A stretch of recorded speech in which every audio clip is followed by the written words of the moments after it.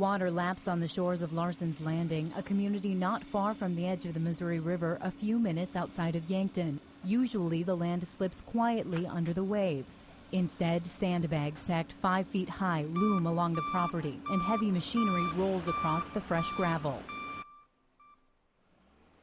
All these people that are just coming out and bringing trucks of sand and putting sandbags, just awesome. Doug Larson and his wife own Larson's Landing. He works alongside dozens of volunteers trying to prepare the property for an onslaught of water. There's a lot of people never knew what a sandbag was and go home tonight and they're sore as heck, but a lot of them come back the next day and try it again. Amanda Beckvar is one of them. She is stacking sandbags along the water's edge.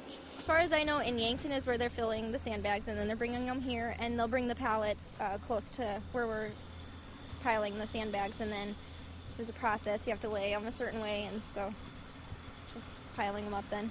Beckvar drove down from Sioux Falls to volunteer, and her employer is paying her to help, but that doesn't mean it's about money. I just think it's important to help out with the community when,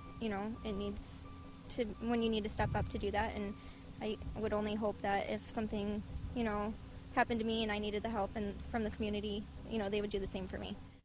John Ogden isn't taking home a paycheck, but he is here on his own time. The retired Yankton resident is impressed with the show along the Missouri. You can see truck after truck after truck after truck. And, those guys, they're business people, they're private people and stuff, and they're hauling this stuff from Yankton out here, and, it ain't free to put gas in those big trucks. And so it's just hope it's enough.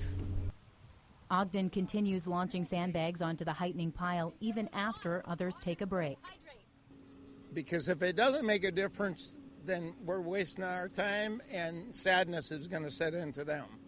Hundreds of people like John Ogden and Amanda Beckvar have stepped up to sandbag. The Chamber of Commerce in Yankton is coordinating volunteers, and Carmen Schramm says they're inundated with aid. We don't have enough for everybody to do, which is a good problem to have, but we will get back to you. If you've not heard from us today, we'll know more in the next couple of days of exactly where the biggest need is going to be as well. Schramm says spots for volunteers are going to be open for a while. This is not going to just be over this weekend. We are anticipating it's going to be a need for at least a couple of months. So.